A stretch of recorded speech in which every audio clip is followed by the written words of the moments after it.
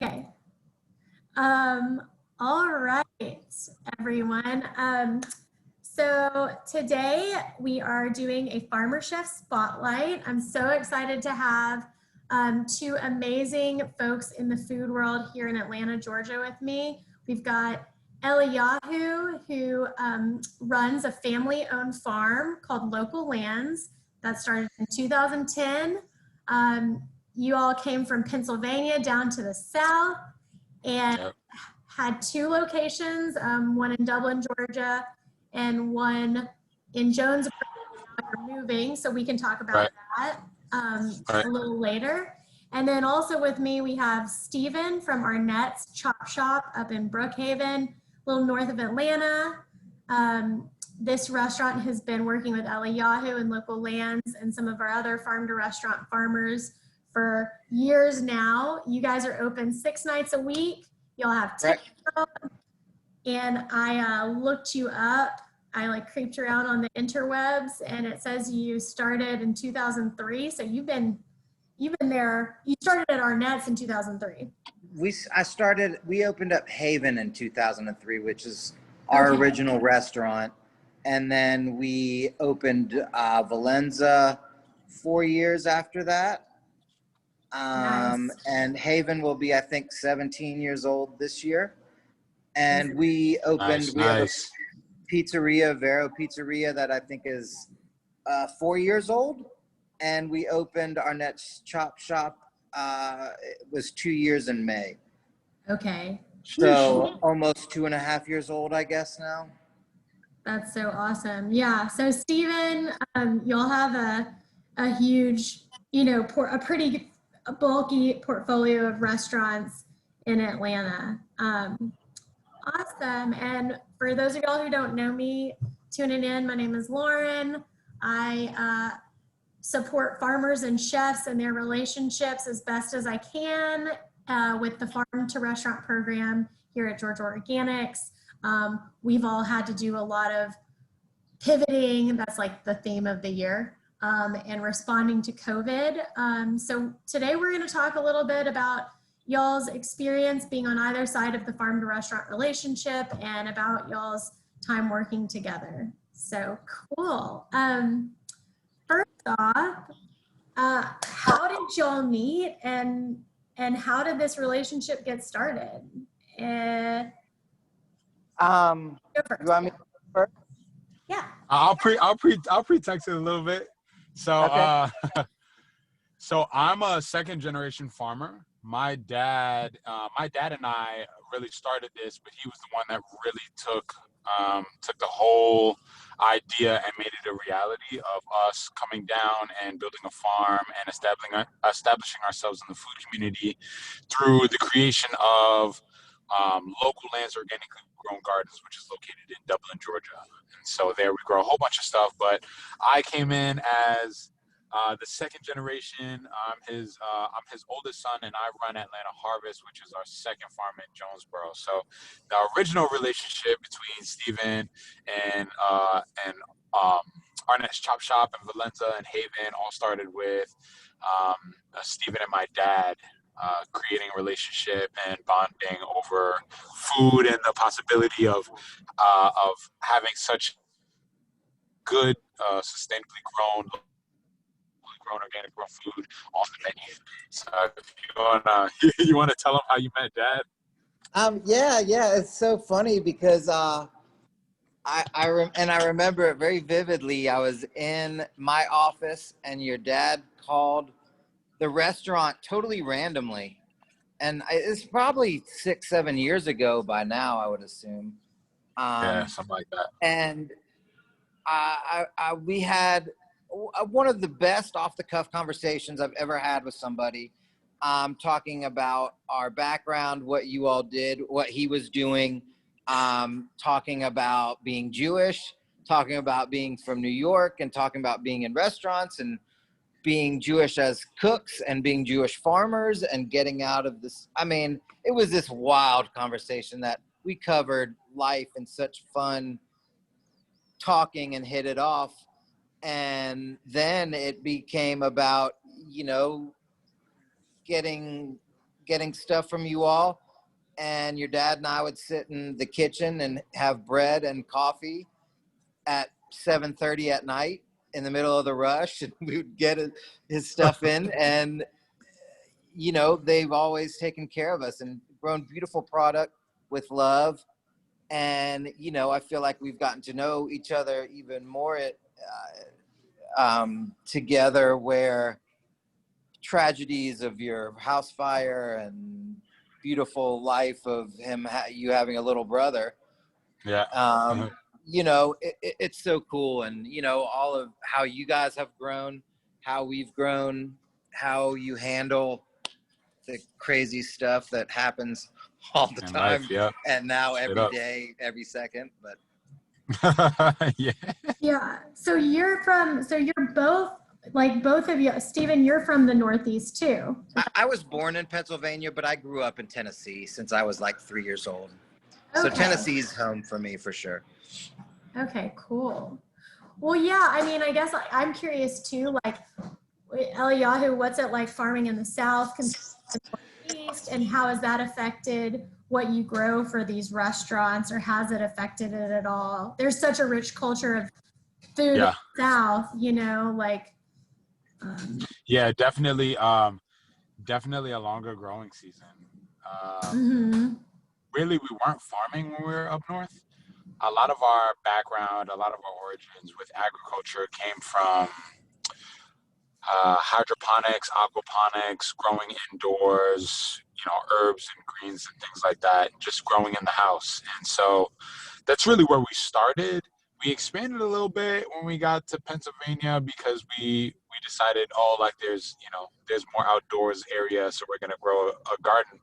But we actually lived in the Poconos, which, if anybody's ever lived there, is mostly rock. So it's not much, there's not much earth really to get into. So our farming experience didn't really start until we got down here. And it's a wild story.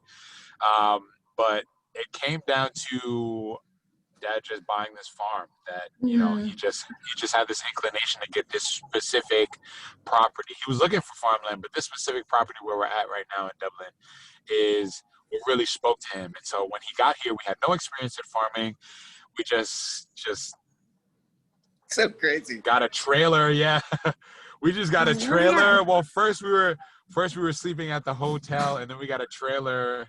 We were sleeping in the trailer in the truck, and then we finally got like a trailer house kind of thing, like a double wide. And then we started there, and then everything that we built, everything that's on that property, we built with our own hands. And so it was an amazing journey, and it's led us to so many relationships, especially like our one with Steven, and so many others with other chefs, and other people in the food industry, the agriculture industry, other farmers, other growers, producers, to a point where we're able to actually have some really good history and really good connections, and be able to move forward with Atlanta in every whatever kind of way that we're moving forward now, and especially in this touchy time, but hopefully moving forward.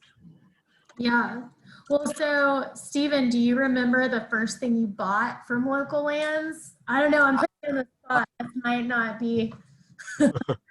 Okay. First thing I bought, I don't, because I don't remember what time of year it was, but I can tell you some of the most badass things that they grow. The first thing that comes to mind is the cucumbers. Nice. And I don't think you guys have been growing them as much as maybe you used to.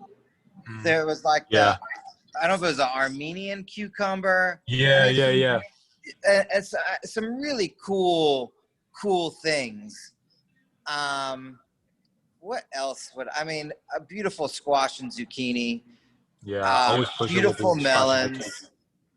One of my number one all-time favorites is your Vidalias and your yellow and gold potatoes. Maybe the best fucking potatoes you could get. Appreciate we'll bleep that out. I'm sorry. I also, one of the coolest things that I think you guys do is tea brew, which is the teas that they grow and mix in their own flavors. That is really incredible for a hot brewed tea. So do you all use that at the restaurants too? We do. We don't sell a ton of tea, hot tea, but we have. I think you guys had 4 originally. I think we're down to 2 now. There was a mint, and I don't remember the other one if it was chai. There's a chai, and then there's 2 others, like a green one. I tell you, bro, Tea Brew Farm has kind of like blown up. We've got like 60 types of tea. Really? So I couldn't even. I gotta bring you some of the new stuff. I've actually. We're probably fresh stuff. Yeah, we need to. I need to update you on what some of the hot stuff is. Like I made 2 new peach teas this season, and we're just making new teas all the time. We do a lot of so Tea Brew Farm. Tea Brew Farm is like our second business. So we've got Local Lands Organic Grown Gardens that does the produce and the meats and things like that. And then we have Tea Brew Farm, which is just hand blended, locally grown herbs, original creations that my dad and his wife put together. And so, I mean, we've got a chai line, we've got a medicinal line, we've got green tea, black tea, we've got a non-caffeinated line. So there's all types of stuff. Like you could have a different tea every week of the year and still not go through the list that we've got. So it's pretty intense. Well, and we'll, you know, with this video, we'll put links to, you know, cool. y'all's pages, and so that folks can go explore what y'all have to offer. Yeah. And, you know, with COVID and going into the winter, I think that like having tea and things that kind of warm the body are really good and comforting. I have a question. What do you think is a key, and I want to hear, you know, from both of y'all, like, but what do you think is the key to a good farmer-chef relationship? If you could give one piece of advice to a farmer or a chef listening, what would you say? And we'll start with Steven. Sorry.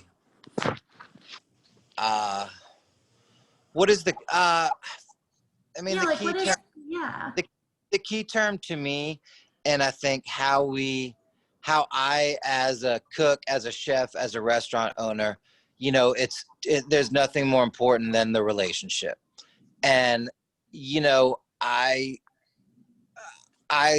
have so much respect for the love, hard work, passion that they've dedicated their life to, that a lot of people don't see if you're really not in that world as much. You know, to go to a farm in the summertime and they have thousands of pounds of tomatoes to sell, and then they also have thousands of pounds of tomatoes that they can't sell. And so, you know, having that mutual respect for each other, where I want to, you know, for us, the biggest part of our job is the procuring of everything that we use. You know, I don't want to use something, I don't want to be able to get everything that we use from one person. And the sourcing of our ingredients is what makes, you know, our restaurants have souls. And, you know, it's the hard work that they put into that we take it, we put in the same hard work with it. We try and let it shine for what it is, not mess it up too much. And and you know, that's what's so cool. And, you know, as a cook, it's really been cool. You know, I've cooked in Atlanta for 18 or 19 years. To be able to see on a longer term scale of like what is unique about like the growing season in Georgia, where, you know, especially like at a point right now where you have the end of summer and the beginning of fall, and it's such a cool meld of ingredients and, you know, prospects to think about. And, you know, those guys are making it happen. And then you look at last night where we have this crazy hurricane that comes through, and I'm up at 4 o'clock in the morning vacuuming water out of my basement, which was awesome. Jeez. And what you guys go through, you know, I was going to ask, did it come through there viciously, or, you know, is just wait for the next one to happen and see what that messes up. And you can't do anything about it. You're in Mother Nature and God's. Yeah. So these relationships are really key to you, and like digging into, I feel like I'm hearing like this appreciation too for the job that the farmers do, the joy in experimenting with the transition of the season and the products, and the relationship as well. So Yeah, I mean, living, breathing, crazy entity, you know, and you guys don't even just have stuff in the earth. You're talking about livestock and chicken and goats, and, you know, and not on a little scale. I mean, how many chickens do you have? I think right now we've got maybe 600, and then we're about to get a handful of 100 more. Like 400 more. So we're probably gonna have about a handful of 100, yeah. About 400 or 500 more. Yeah. Oh my gosh. Well, Eliyahu, what would you say to a farmer that's looking to get into selling to restaurants new, or, you know, just in general, like what do you talk about with other farmers, or have you noticed your relationship with chefs that's been key to really having these relationships be long lasting? Yeah, so I would totally agree with Steven. I mean, the relationship, like, so it's just like, you know, when you think about, oh, how did you meet your best friend? How did you start your relationship off with your best friend, right? How did you come to start talking about and sharing about your life and things like that? It's like you can't really expect to have a relationship if you don't push the boundary of business, you know, right? And so originally the idea was to go to the restaurant. I'm sure for my dad, it was like, go to the restaurant, let me meet the people who are actually making the food so I can talk to them and we can relate and we can share experiences about what we're doing business wise. But then when you get past that, it's about pushing those boundaries and really creating a relationship where you can start actually sharing things about your lives and learning about each other, because, you know, for food especially, and you can't say this about most things, but food is everything. I believe in life centers around food. And so a lot of you know, my favorite life experience, some of my life-changing moments, I can remember what I ate that day. I can remember the experience of cooking or what somebody made me. And so I personally feel like the relationships, the bond that has to come with, um, come full circle between the producers, the consumers, and then, of course, I've been trying to find a word for, I've been trying to find like a general word for chefs for this model that I try to explain to people, and I can't figure out what it is. But I'll say, like, I don't know, finessers or like manipulators. We said like back when I did the slow food university, we called people co-producers. So like in people a way, who like took the food and made it a product. Yeah, and you're choosing to be a participant. And I mean, go anywhere from like, the chefs are like taking a product and then creating something else, right? So I guess the producers, the creators, and the consumers, right? And so in order to make it full circle, in order to really establish, because I mean, you want to eat a dish that not only has the love that came into growing it, but also the love of creating that dish. And then you're feeding that back to those people that made all that possible through when the consumer takes it in, and they're transformed from that experience. And so I really believe that you can't have that without creating a solid bond with the person that's creating the food, because you share stories like he was saying.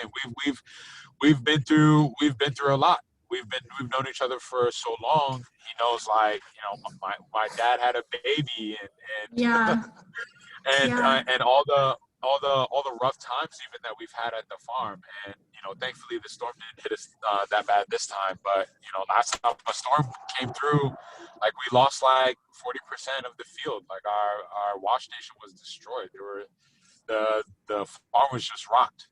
And so that helps that helps both sides to really understand what's going on, so that we have a better understanding of how food works, how community works, and the whole nine. So Yeah. I think that's really important. I also would like to say that one of the things that I've noticed is that our lives are so busy. It's important that we pull on each other. So like that's what that looks like. That looks like 7:30 during rush time, making you sit down and have a cup of coffee and some bread so that you can talk. And that kind of pulling, because you get so wrapped up in work and the stress of trying to do your job to the best of your ability, that you lose those little moments where you form experiences, you form bonds. I think that's important. You got to pull on each other. Yeah, and it's cool. Like that experience that you just said is me waking up in the morning, spending some time with my children, now teaching them, but before not, working all day and greeting Asa with our stuff. For him, it was waking up whenever, driving 2 hours up to Atlanta, doing a market, I think in Tucker is where he would come from, and then coming to me to drop off my stuff, having coffee, breaking bread for 10 minutes, and then driving back 2 hours to Dublin. The road. So finding those, So finding those little moments to connect. Quiet moments. Not necessarily at 6 p.m. on a Friday when you're in service, but connecting with the chef and the farmer to find a time when you can create space to connect, because you're both very busy. And then being really present in those moments, but not having it just be willy-nilly, kind of just having an understanding of the time restraints on like both of you. And you know what? Those conversations, what they turn into is figuring out, well, chefs like to, well for us, like for instance, the Armenian cucumbers that we grow, we only started growing those because we understood that the quality of that specific heirloom cucumber was something that translated well in the creation of dishes. And so a lot of our specialty crops, right, all of our heirloom tomatoes, heirloom cucumbers, we do heirloom squash, heirloom watermelons, all of those came from the relationships of speaking, of the relationships of knowing other producers or knowing other creators, talking about what tastes good, what translates well in dishes, what captures the flavor, and what people wanted to try the next season. So those conversations turned into all the variety that we do. That turns into what we prep for the next year. So those are extremely vital. Do your R&R, farmers. Research and development. There you go. Chefs. Cool. So I have a couple more questions, and I want to I want to understand like how COVID obviously has affected both of y'all's businesses respectively. And then I also just want to talk about Food Fight really quickly before we get off the call together, and let folks know about that program and how that's been going for y'all. So can y'all just tell people listening, like how has COVID affected your business as a farmer selling to restaurants and vice versa for you? How has that affected your business? It's been kind of wild. We've been truly blessed in this time. In the beginning, it looked a little rough, but we got through pretty well. So in the beginning, we started seeing how things were transforming. And so we decided to change up some of our models on the farm just so that we would be able to sustain the business through the unexpected times, because we didn't know what was going to happen we knew that people were probably not going to want to come out and come to Yeah. the market or come to the farmers market. And so we started a home delivery service, which is which is how we do our CSA. And obviously, shout out to Georgia Organics for the midweek drop off, because that has helped us tremendously. You don't even understand. And so it was rough because all of our restaurants that we had connections to, that we were delivering to, all the services that we were essentially relying on, shut down. And so without that, we were kind of in this hole of like, all right, well, what are we going to do? Which is why we had to prepare for those drop offs. But thankfully, through the programs that you guys do over there at Georgia Organics, and of course, now that the state is pretty much open back up totally, and hopefully won't close down again, we're able to reestablish those connections, and restaurants are ordering again. And so it's been a wild ride, but I think we came out as best as we could. Yeah. What about you? Still standing. And Right, still standing. Yeah, and I just looked, y'all. We have 10 minutes. Now we probably have a little less than 10 minutes on Zoom. I'm so sorry, but this is good because then y'all probably have a ton of other stuff to do. So, yeah, Stephen, tell us a little bit about how COVID has affected your business. And then we'll just follow it up quickly with, how we can support both of y'all, I think, folks who are watching, how we can support both of y'all. Let's do that. Yeah, awesome. COVID's been a life-changing event. It forced us to look at how quickly we can respond to something and hope that we do it in the right way. We were pretty quick to. Brookhaven was the first maybe city. I don't know if it was in Georgia, but they closed down on Monday as everything was starting to happen. And by Tuesday, we had to-go menus at all the restaurants. And, through that process, got really good at putting food in boxes and organizing all the boxes and getting it to the people. And we, there's a selfish part of that was really kind of fun as a cook, because we were just cooking.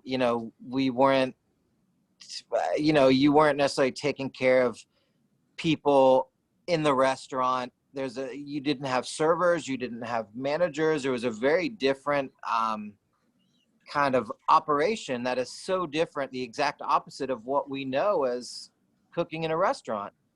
Mm-hmm. And we have an amazing, the people of Brookhaven are an amazing community for us. They've supported us and watched us grow as we've watched it grow, since we started Haven 17 years ago. And so they were awesome. They did a GoFundMe and really supported the staff. And amazing to see people band together like that all over the place. And, we waited a couple of weeks to open back up when that first got passed. And we're very conscious about making people feel comfortable, yet making ourselves and everybody feel protected. And it's a weird thing to try and take care of people in a restaurant where you bring people together, but you can't bring people together. You have to do what you can to protect them by not doing that.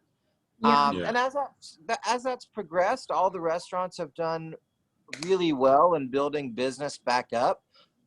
We opened Haven for lunch, which we had never done before, which has been great. A new avenue. We covered the patio at Haven. We were very lucky. We had a lot of outdoor space at all the restaurants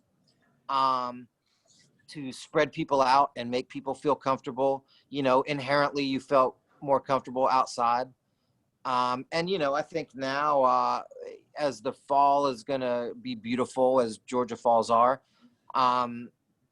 people have been wanting to come out and have a little bit of normalness.